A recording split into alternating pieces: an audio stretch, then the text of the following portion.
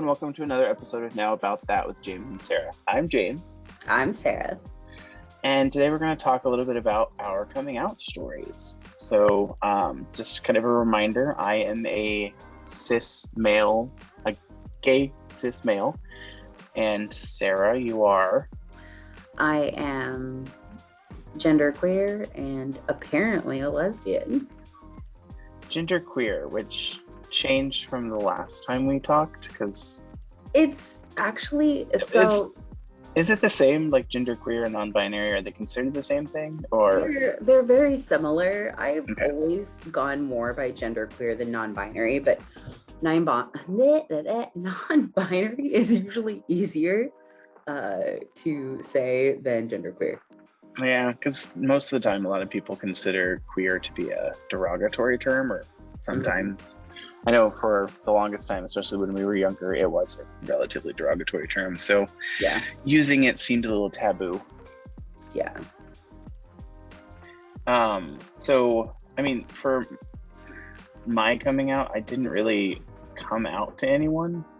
I just kind of, well, except for maybe you, I kind of came out to you. Yeah. But for like my family and everybody else, is kind of just like, I just was. Yeah. Like, I mean, for the longest time, I did date, in high school. I dated high school and elementary school and middle school. Throughout my teen years and adolescent, I dated female, AFAB, assigned female at birth, people. And then after high school, I really didn't actually date anyone for a really long time. A long while. I was kind of just being me, just doing my own thing, working and doing whatever I wanted, really. And then in like 2012, 2013-ish, I started dating men and actually started actually dating people. I think I dated a couple of people before the partner that I'm with right now, a couple of guys that I'm with, but I dated a couple of guys before the partner that I'm with now, and I've been with Ryan since 2016-ish. No, 2015. Yeah, you guys have been together for a while. Yeah, this year will be 7 years. Well, it was 7 years, and no, it was 2016, so this year would be 6 years. But basically, all I did was just start bringing the males, which I really didn't bring any guys that I was dating to any family events until Ryan. And I don't even know if you know anybody that I dated other than Ryan. I don't think so. Nobody was serious enough. No. There was this one kid that I dated, the one guy, not kid, that sounds very wrong. This one guy that I dated, although I found out he was 17 when I started dating him. Oof. And I didn't know that. He told me he was 18, which I was kind of on the fence about anyways, because I was 24 at the time. So I was kind of on the fence about dating him when he was 18, and then I found out he was 17. I was like, yeah, this is done. Yeah. He was kind of a mess anyways, because he was 17. Yeah. And there wasn't very many other people other than Ryan. What about you, Sarah? I'm a whole whore. No, so for the longest time, I identified as bisexual. You were married. Currently are still married. Yeah, legally still married, yeah. To a male. Yeah. Also, it was hilarious when I texted him and was just like, hey, so it turns out I'm a lesbian. And he was like, oh. So I think Sam, our friend, asked a good question. So if you are technically gender queer or gender queer or gender fluid, what's the difference? Is that the same thing? That's the same thing, right? I'm not sure of the particular differences. And look at me sitting here treating it like you're the all-knowing right? person in this conversation. I mean, know everything about the non-binary peoples. Yeah, we could technically look it up. What is the difference? Nope, I can't type today. Between... Oh my God. Typing is not your strong suit at this moment. Oh my God. The answer is yes. No, Sam asked a question about how am I a lesbian when I identify as they, them. Yeah. Oh yeah, that's true. So the thing is that I guess this is kind of how I see it, is I prefer they, them, but I still use she, her pronouns. I'm AFAB, so I was assigned female at birth. And I am attracted to femmes and women. So like trans women, cis women, you know, people who lean towards the femme side of non-binary. Like that's, I guess, where I'm at. Okay. So I looked it up, and this is a on the website called Queer in the World, and it is a well, I'm looking at one article. It's an article that says, what is gender fluid versus gender queer? Let's break it down. And that has a rainbow symbol. So it says non-binary and genderqueer are considered the same thing by some, but some people see them as separate entities.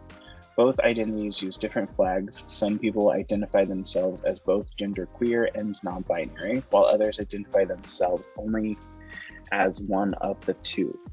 For simplicity's sake, we will be focusing mostly on genderqueer and how it can sometimes be used interchangeably by non-binary folks. And then it goes on to say, non-binary means that your gender identity falls outside of gender binary. Genderqueer is very similar because your gender also falls outside of the binary and cannot be described using the words that most people would use for gender. Mm-hmm. Genderqueer could mean a multitude of things. To break this down a little more, gender is more than just an expression. When I say expression, I mean clothing choices and mannerisms. And then gender is more of a feeling within you and less of a reflection of who you are as a person. And then non-binary, along with genderqueer people, often feel they cannot relate to the experiences of either gender. They do not feel that what a cisgender individual feels towards their gender. When it comes to non-binary identities, it feels as though one is floating between two different extremes, but can never quite relate with either, mm-hmm. like floating in an abyss of sorts. Yeah, that sounds about right. Yeah, I mean, that's interesting. And then also, so there's some more information about the difference between genderqueer and non-binary. Could be that you can be agender and non-binary at the same time. So agender, like that's one word, not agender. Yeah. So agender is not identifying with any gender whatsoever. Yeah. Because agender falls under the non-binary umbrella, you can also be gender fluid and non-binary at the same time, and gender fluid also falls under the non-binary umbrella. Mm-hmm. Keep in mind that you can have those identities and still be gender queer simultaneously. So I think one of the biggest things, I would say is, so this goes for both. For the people that are trying to understand and make sure that they're using the correct terms, make sure you demonstrate the willingness to understand the difference and understand that if you're using the wrong term, that's something that you need to understand, and let that person that is telling you whether the term is correct give you the feedback and not feel attacked. And on the other side of it, as long as the person seems to be demonstrating a willingness to understand and learn, there's a lot, even that information, there's a lot in that, and it seems like it can be somewhat confusing at times. Ooh, it just saved. So let someone be patient with someone that's trying to learn, and let them make mistakes a couple times, and as long as they demonstrate that they're making changes. Yeah, like it's, for me, it's a matter of, oh, lovely shot there. Sorry. I was moving my laptops around because the thing I was working on saved. It went down to chest level, which is where I come to on James anyway. So I was like, oh, look, a view I'm used to. Now I'm dark. Oh, I don't like that. Sorry, go ahead. Like, I usually take people's issues in good faith. Like, if somebody gets my pronouns wrong or something like that, like, I take it in good faith. Being aware of who is like messing up on accident and who's being malicious is the biggest thing to be aware of. So when you're out and about doing the things. Yeah, I think that makes sense. I think it could be a sensitive topic for either person. So like, if you're the person that's trying to learn what the difference is between genderqueer, gender fluid, non-binary, cisgender, it's difficult when you're used to the gender norms, and especially if you're from like a small town, and like I am from a small town in Indiana, where it has been for as long as I've been alive, there's really only been two genders that have been like the normal, quote unquote normal, which who can say what's normal really? Right, yeah. But I mean, there are times when I agree it makes sense, and really the people that are doing it maliciously and saying the wrong gender terminology maliciously, I mean, at that point it's like, I hate to say this, but you come to a certain point where it's like, when do you cut ties with that person, and when do you just like, they're never going to learn, so I'm not even going to try. Yeah. Just avoid contact as much as possible. It really depends. It depends on the person, and obviously everybody is going to have their own limits. Some people, it's a lot easier to cut people like that off than it is others. I guess that makes sense, especially if you have like a really big family. Like, family is a big thing to you. Yeah. So like, I might be a little borderline sociopath, but to me, cutting ties with people and like cutting things out of my life isn't super difficult. Because it's like, and this sounds terrible, but like with Ryan, I don't ever plan on getting married, and it's there. That's for a reason. I want to make it to where if something happens and we need to split or whatever, it's an easy split, and there's nothing that like can be misconstrued and like, well, that's half of this is mine, or like we keep our finances separate. Anything that I purchase, it's in my name, or like the apartment. He's on the apartment as a what is it called, approved occupant, but he's not like actually a leaseholder, so none of the financial burden would fall on him. Right. If we were to split, he would be able to move free and clear. He wouldn't have to remove himself from the lease as a leaseholder or anything like that. Right. I'm not saying that's going to happen. I'm just saying if it were to have to happen or something would need to happen, that would be easy to do. I mean, it would hurt, but Yeah. I do think, now saying that, and this is going to sound terrible. If something when something happens to Bobo and he passes away, I'm going to be dead for days. Yeah. Like unconsolably dead. Yeah. That's my baby. Yeah. Yeah. He came out of my loins. This is a dog we're speaking of. Oh. That was.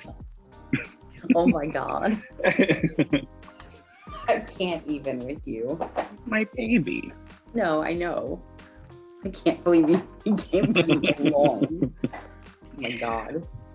But anyways, so that was a little bit about our coming out. So did you actually tell like your family and stuff? Yeah. I told my brother. I have not told my mom. What's your brother? He's kind of on the spectrum, isn't he? Yes. So he identifies as bisexual. So, but yeah, I don't know. It was interesting. First of all, it's interesting making all these realizations now. But you're 75. You're right. Now that I am in my ye olden days, like I'm just like, wow, okay. But I think if anything, it just goes to show that sexuality is fluid, and things change and you change as a person, and it's interesting.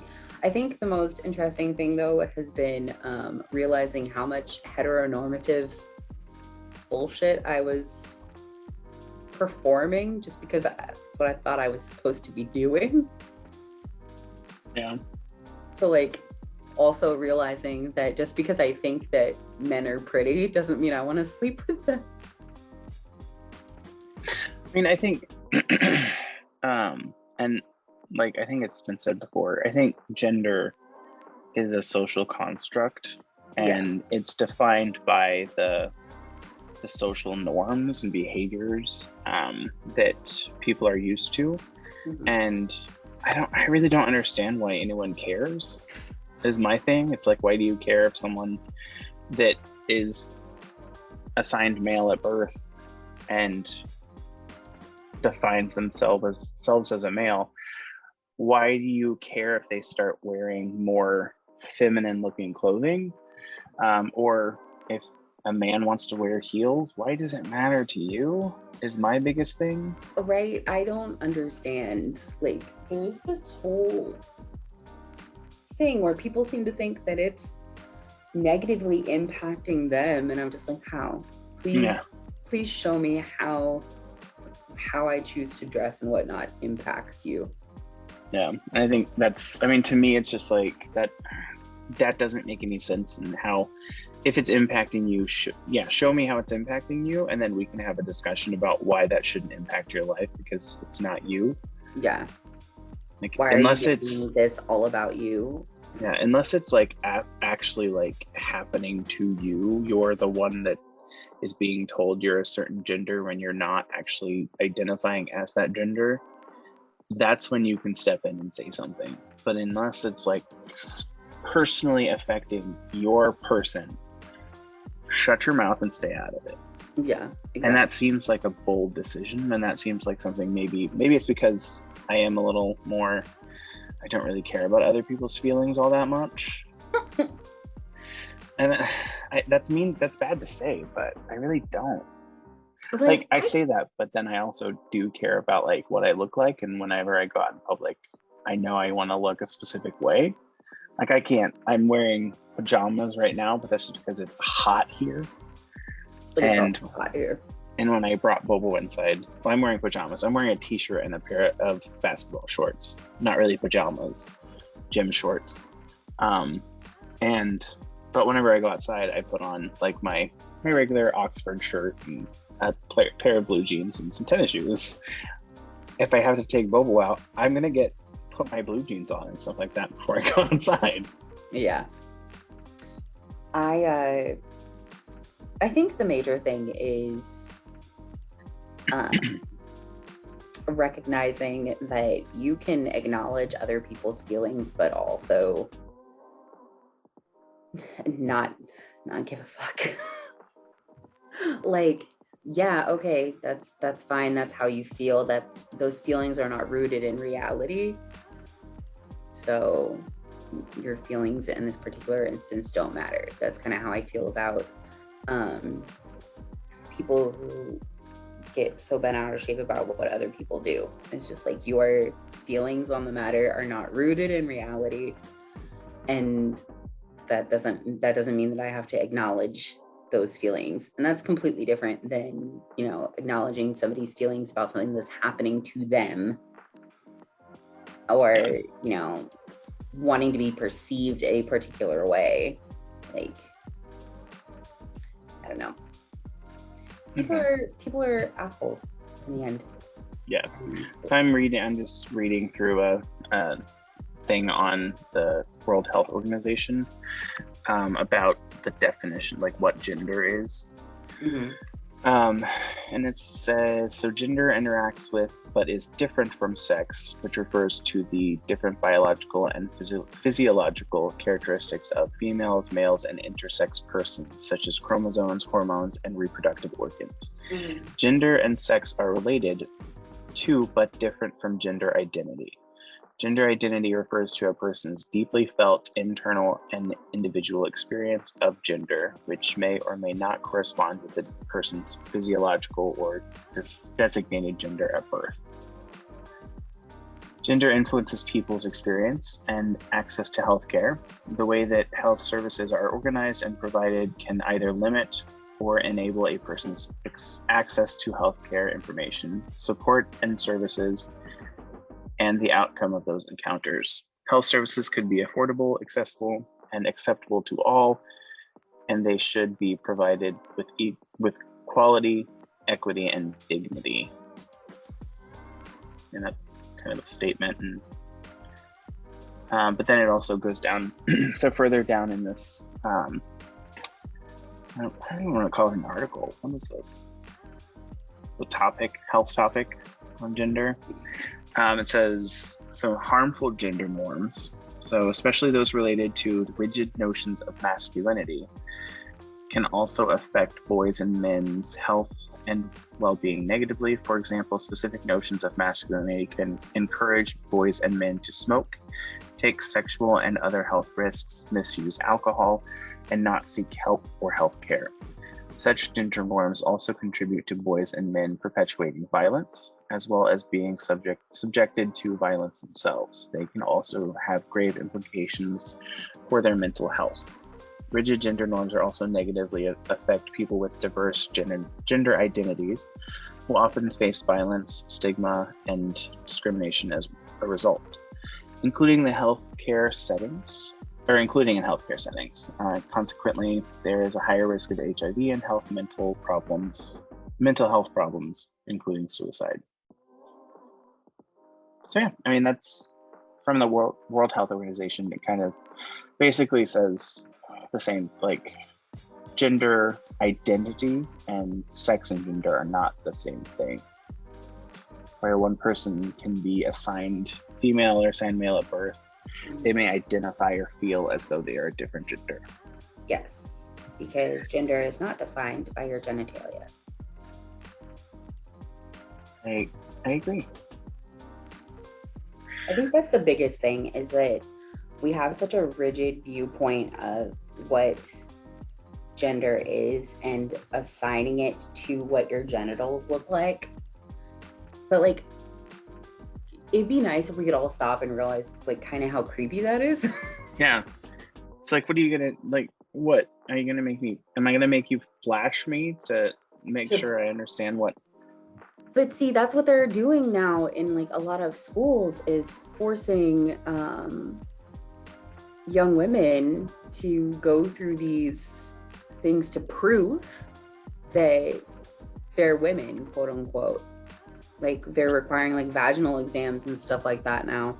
I mean, that would be like a HIPAA violation. See, that's what That I'm thought that too. would be a HIPAA violation, 100%.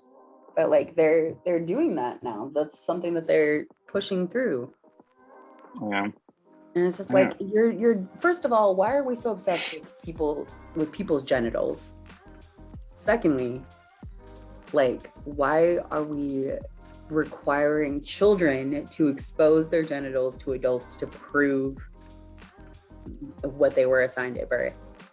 No, that seems like for some person that is saying that they care about children and care about the life of a person, you're putting that person now through a lot just because of something that you're forcing them to do.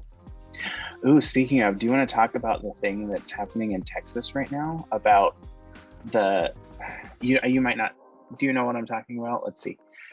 Maybe. Let's see. the woman that got a ticket for driving in the HOV lane without a passenger, even though she was pregnant. Oh my God. Yes, I did hear about that. So I can see, I do this thing all the time. I can see both sides of the conversation. She's saying, well, if you are saying that a fetus is a person, then technically I'm not in the wrong for driving in the HOV lane. Right. But if you're going to say that in this instance it's not considered a person, you can't have it both ways. Yeah. Like it's either all or nothing. And then, is it Atlanta? We're getting on a completely different topic. Atlanta, where they're allowing you to take a tax credit for a fetus, up to $3,000 tax credit for a fetus if you're pregnant. Okay. Started in July. Yeah. Did you not hear about this? I did not hear about that. I mean, on the one hand, that's a good thing because, you know, that's going to help a lot of people out who no longer have access to abortions. But then at the same time, it's just like, okay, but you could just give, you know, proper health care. Let me make sure it's Georgia. Yeah, Atlanta's in Georgia. Oh, okay. I thought I was saying Alabama. So Georgia. Okay. Georgia says an unborn child counts as a dependent on taxes after 6 weeks. Oh no. So pregnant residents will now qualify for a $3,000 state tax deduction.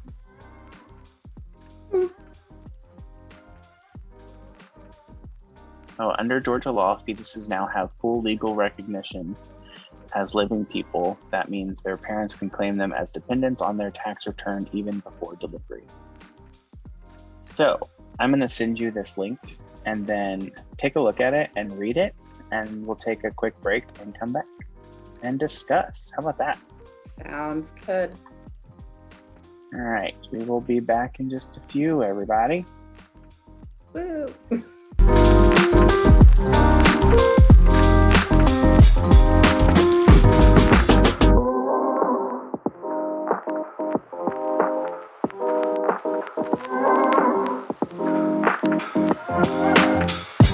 All right, welcome back. So before we took a break, we were talking about the Georgia law. Georgia? Yes, Georgia.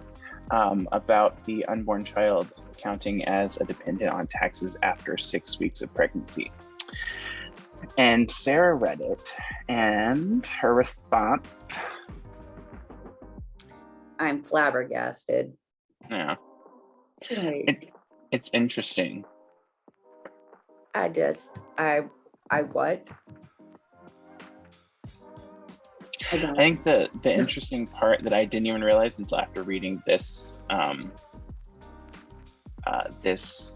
article was it was actually uh, initially approved in 2019, but deemed unconstitutional given the protections granted by Roe v. Wade.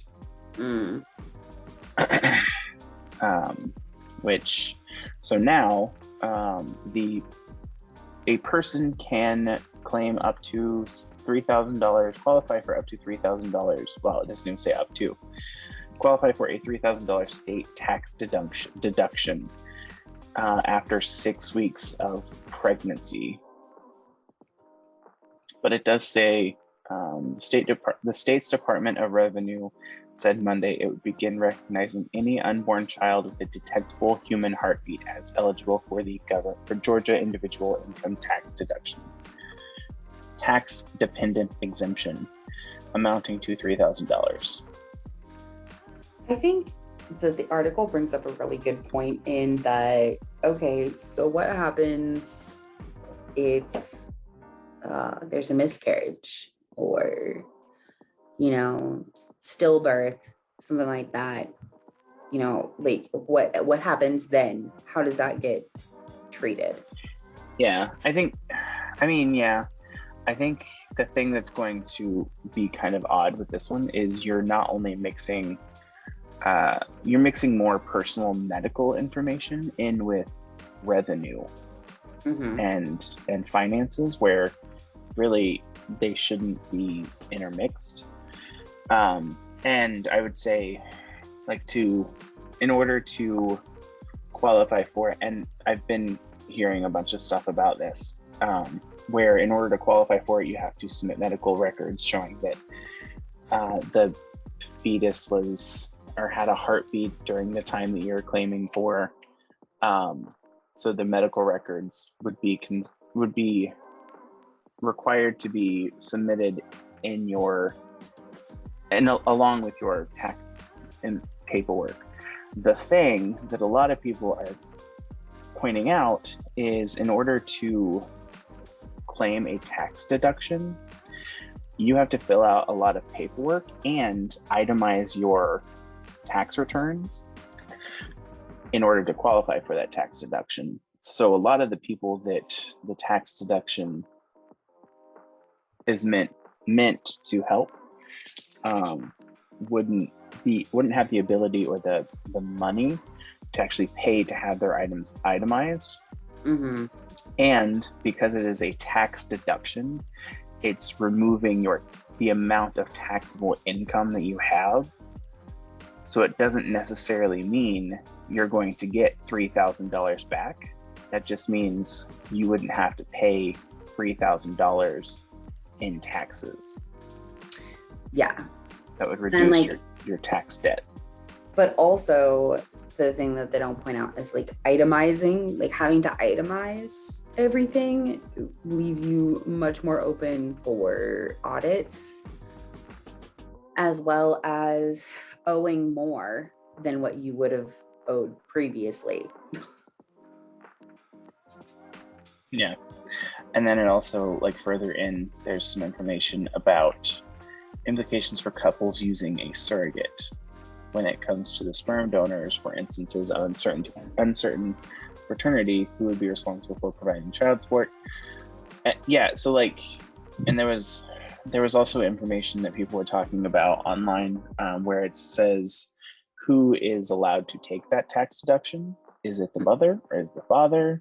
If it's the father, if they're not in a relationship or they're not married, why does the father get it? Right. So yeah, there's a lot of questions that this law isn't really taking, because that's what a lot of lawmakers do. They just make laws and don't think about the practicality. Yeah. So it was an interesting thing that actually came up this week. I read some stuff and watched some TikToks and some videos about it, and it was a lot of people were saying a lot of the information about what happens when or if someone were to miscarriage after they took the deduction. What Mhm. would it be prorated? What happens then? And it's like you have this internal revenue service that is supposed to have this information, but like they don't. I'm 99% sure they probably don't have the procedures that tell them what they're supposed to do in the event that someone submits records showing that they were pregnant and then no longer has a child the next time because the pregnancy was failed. Right. This is an interesting conversation. It's a horrifying conversation as somebody who Yeah. who can get pregnant. In theory, I could get pregnant, but like, I don't know, man. Yeah, it's a strange conversation. Mhm. But I mean, I guess it's a conversation to have. Right, but I don't. Ugh. Ugh. I hate it. Yeah. I don't like it. Well, I mean, that was one of the we didn't really plan on that conversation, but it was interesting. Do you want to wrap it up with some trivia? Oh God. Sure. So I have some multiple choice this time, so I'll give you some answers to choose from. Who sang the title song for the latest Bond film, No Time to Die? There's Adele, Sam Smith, or Billie Eilish. I was gonna say, wasn't it Adele? No Time to Die.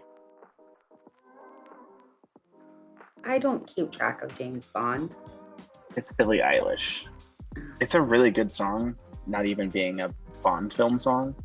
I mean, all of the title songs that they come out with, like Sam Smith's version and Adele's version, was really good too.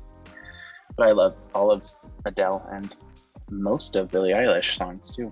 Mm-hmm. Sam Smith is kind of hit or miss. Some of his songs are garbage. Which Fair. flies a green, white, and orange in that order tricolor flag? Ireland, Ivory Coast, or Italy? Green, white, and orange. Ireland. Italy. Well, I think it's because it's not in, like, for the Ivory Coast and Ireland, it's not green, white, and orange in that order. but I thought that Italy's was like green, white, and red. Not that, let's see. Italy flag. It is green, white, and red. This is wrong. That's why I was saying Ireland. That's because it is Ireland. IRE. Yeah. Yeah, green, white, and orange. This is wrong. Mentimeter, I have issues. Moving on. What company makes the Xperia model of smartphone? Samsung, Sony, or Nokia? Nokia?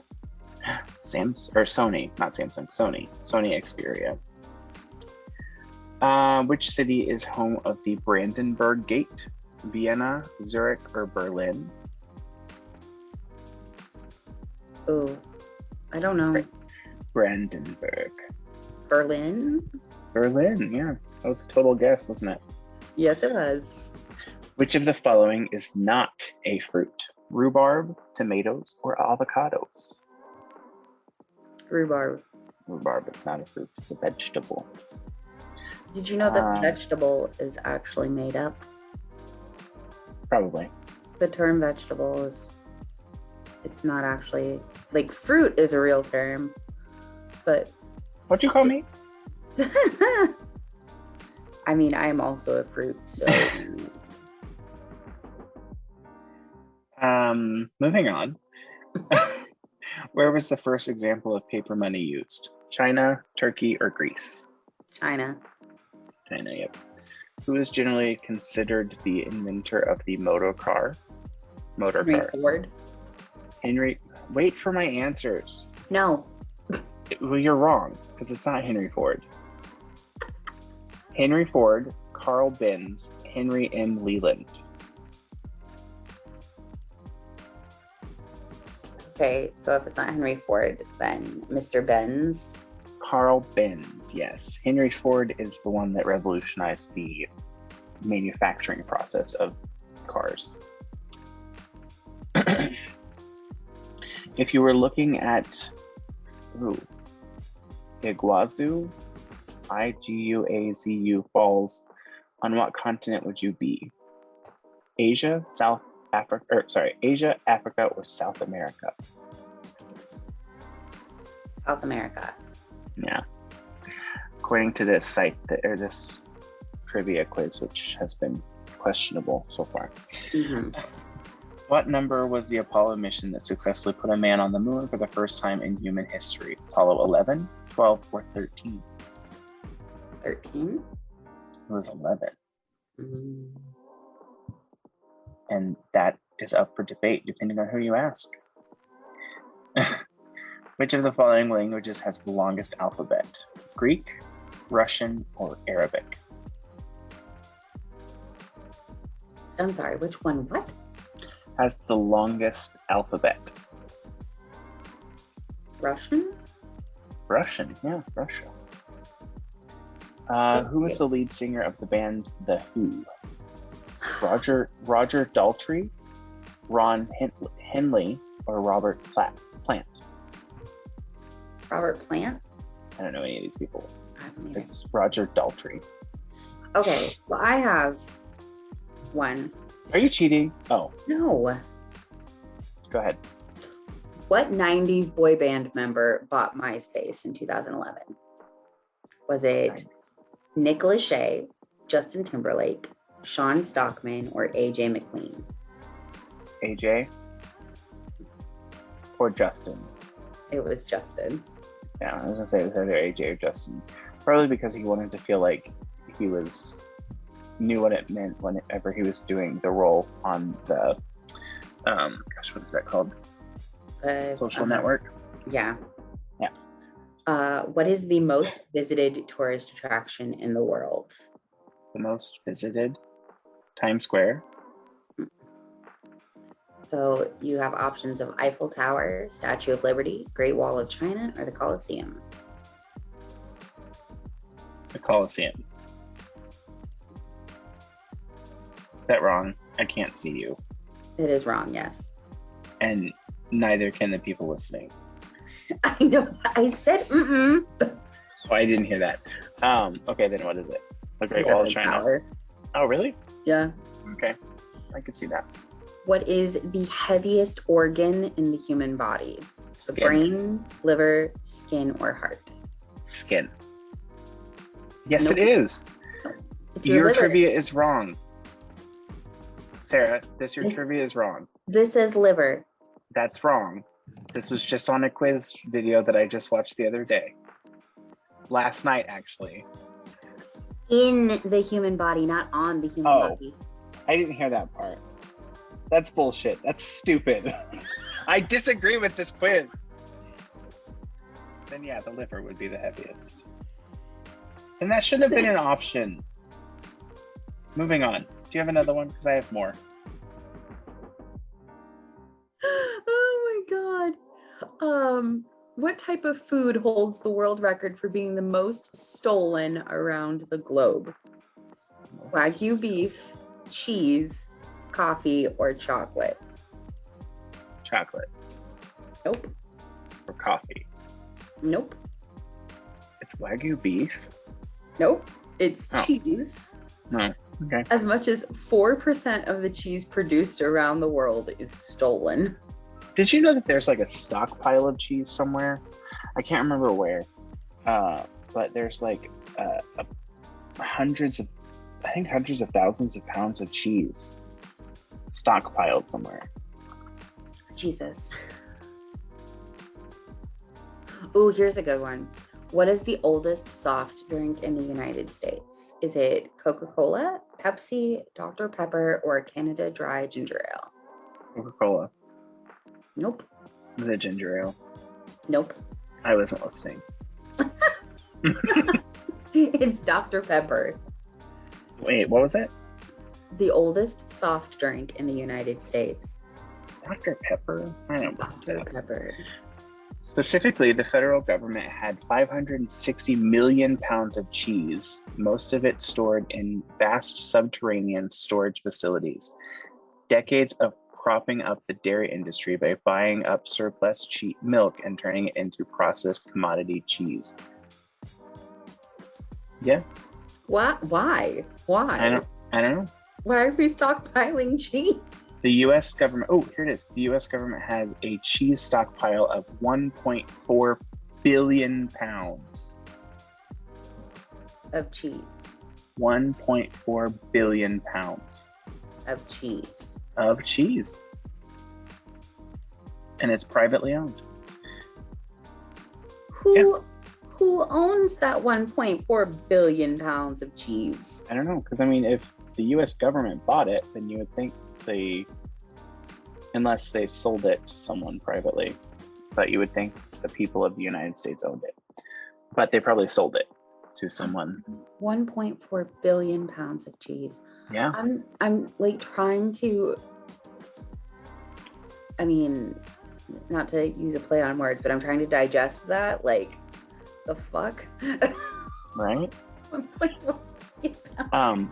What spirit is used for making a Tom Collins? Vodka, gin, or rum? Vodka. Gin.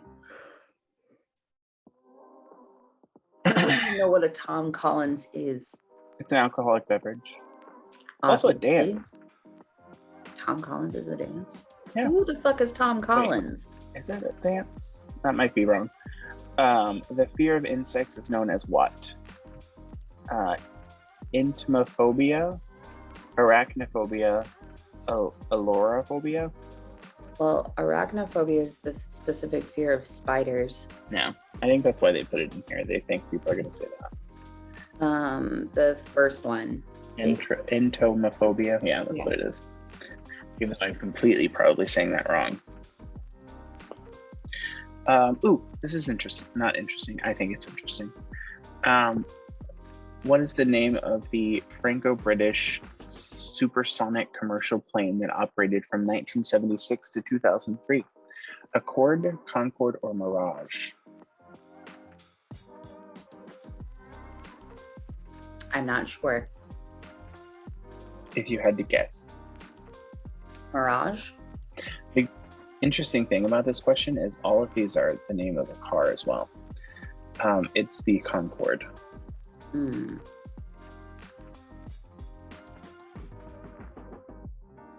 Which horoscope sign is a fish? Aquarius, Cancer, or Pisces? Pisces. What is the largest U.S. state by land mass? I'm not going to give you an option. Is it Alaska? It is Alaska. A lot of people say Texas most of the time. Yeah, Texas is pretty big, but Alaska is bigger. I don't know if this is true anymore. Which app has the most total users? TikTok, Snapchat, or Instagram? TikTok? It says Instagram, but I don't know if that's true as of now. This was in 2021. So that might not be correct anymore. So I think it is TikTok now. What sport has been played on the moon? Frisbee, soccer, golf, or bocce ball? Golf. It is golf. No. Of course it's golf. How many plays do people generally believe that Shakespeare wrote? 27, 37, or 47? 47? 37. 37. How many did he actually write? I don't know. Hold on. Plays? Plays did Shakespeare write? 38. Oh, so it's close. Who directed the Academy Award-winning movie Gladiator? Ridley Scott, James Cameron, or Steven Soderbergh? Soderbergh. I think it was Ridley Scott, wasn't it? Yeah, it was Ridley Scott. No yawning. I'm tired. I have chronic illness. No, you don't. It's not real. It's all in your head, Sarah. Yeah, clearly all in my head. Clearly. Oh my God. Okay. So deterring for just a minute. Let me just rant about a thing that happened at work. All right, hold on. Let me start the timer. Okay. Just kidding. Go ahead. So Wednesday, I was at work and one of our massage therapists didn't show up. Like they did a no-call, no-show. Did they ask you to give someone a massage? They did not ask me to give someone a massage. Legally, I cannot do that. So this woman, the first customer of the day, essentially, she's like, well, my time is running and I want a massage. And I was just like, I'm doing what I can to try to figure this out for you. So then she tells me and my coworker that we should know when someone's not going to show up. And I was like, we can't know if someone's not going to show up if they don't call and tell us that they're not going to show up. Yeah. She's like, yeah, but as a company, y'all should know when people aren't going to be here. And I was like, again, how are we supposed to know when people aren't going to be here if they don't let us know that they're not going to be here? And she just like was not getting this concept at all. Yeah, I understand people. It's like, first of all, we can't control what other people do. And second of all, I'm not the company. I'm just an employee here. So Right? It's not my responsibility. Right? All I can tell you is what my computer tells me, and the fact that there's no one here that can give you this massage. And you don't need a massage. If you did, you would probably go to a chiropractor, not a masseuse. She's just like, well, I need a massage. And so like, I'm like, okay, well, I'll do what I can. Let me find something for you. Because I would have, he's like, I'm not leaving. I would have Googled need versus want, printed out a sheet and given it to her and be like, here, read this while you wait. I'm going to let you read this pamphlet while you wait. Let me know if you have any questions or need any clarification. Thank you. Oh my God. I don't think she would have understood because, again, she didn't have the understanding for if nobody lets us know what's going on, we can't know what's going on. So I don't know how many times I had to say that. I was just like, okay, all right, well, whatever. But then today, we had another masseuse call in. At least she called. So then, like, I had to, like, try to scramble and get all her appointments reassigned. She was fully booked for today. I was like, oh my God. And people just, well, I wanted a massage today. Well, I understand, but we're fully booked. So let me get you an appointment for 2 weeks from now. Did she ask for a compensation? Yeah, she did. She got a free. Do I get compensation for my time? She got a free massage. God. So And that's why people act like that, because we give them free things. I say we. I've never worked in. Well, I have for a little bit, but in the service industry for like 9 months. I worked at Long John Silver's. Ooh, and I worked at Movie Gallery. I had to pull out my I worked for the BMV for 5.5 years. Don't fuck with me voice. My coworker is over here looking at me. It is a complete change in personality. Yeah. I've never really experienced too much, but again, I haven't, like, I worked for, in all, in a service industry, maybe a little over than a year. And there's really only a couple of things that, whenever it comes to customers, that I can think of. The first one is I was doing the drive-through at Long John Silver's, and this person ordered something, and then when they got up to the window, they were annoyed that they had to wait so long for fried fish and fried chicken that was frying on our busiest day of the month, or busiest day of the week. And she like threw a fit, and I was just like, there's nothing I can do about it. Here's your food. Have a good day. Jesus. I've been working in the service industry, like customer facing positions, since 2011. Yeah. 2010. So. Yeah. Well, the only other thing that I can think of is in a movie gallery.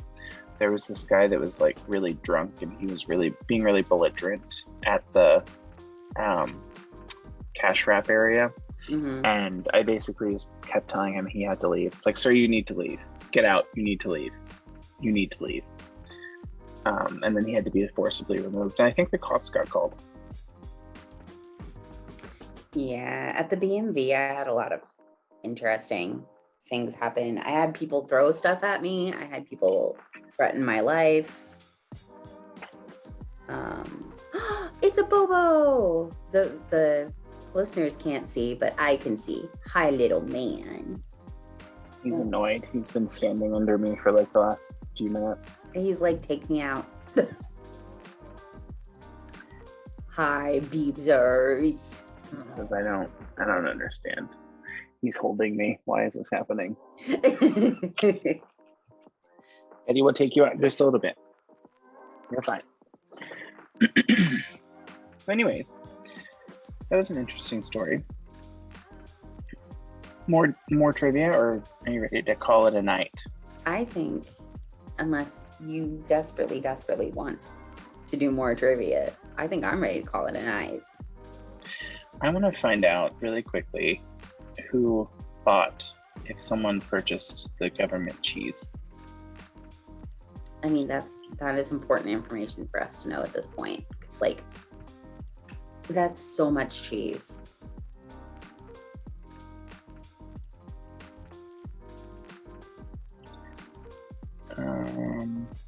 So the question, does the United States government have billions of pounds of cheese stockpiled? It says false. The government does not have billions of pounds of cheese stored away. That cheese stockpile does exist, but it's privately owned.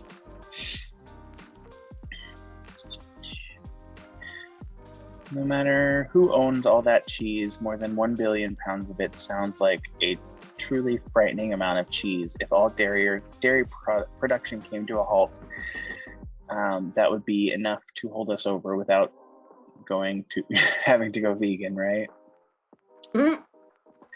We consume as a country almost 13.5 billion pounds of cheese a year. So while 1.3 billion is a significant amount of cheese, it's only 10% of what we're going to consume in a year. That is a lot of cheese. Yeah. So the US government doesn't have, what is this? Cheese. The US government doesn't have a stockpile of cheese, but there is a stockpile that is privately owned. There is a stockpile of cheese also owned by the USDA, which is kept in caves in Missouri. I think this is the same cheese I just talked about. Maybe. And it was requested as part of a bill, but then someone privately purchased it later. Is what I'm getting from this article that I just closed, because I'm done. Wow. Well, it was fun talking. I'm glad we got to discuss a little bit of some things. We talked about gender identity, what the definition of queer is. And then we also talked about the difference between sex, gender, and gender identity. And then we went off on a little tangent about the weird Georgia law. Jeez. That allows people to a pregnant woman to get $3,000 for a fetus, not $3,000, get $3,000 in tax deductions. And then we talked a little bit about your experience and our experience as customer service people. Nope. All in all, it was a fun time. A fun time was had by all. Well, thank you to those of you that are listening. If there are any listeners, and Sarah, have a good night. If you're listening, make sure to like, subscribe, share, rate the podcast, all that jazz. And always feel free to interact with us on our social medias. So we have our podcast social media on Instagram. It is Now About That Pod. And then you can email our podcast email at nowaboutthatpod@gmail.com if you would like to send in information or discussion points that you would like us to discuss on the podcast. Other than that, have a good rest of your week, because again, this comes out on a Monday. If you're not listening to this on a Monday, have a good whatever. Sarah, enjoy your weekend, because we're doing this on Friday. Yay! You as well. Thanks. Bye. Bye.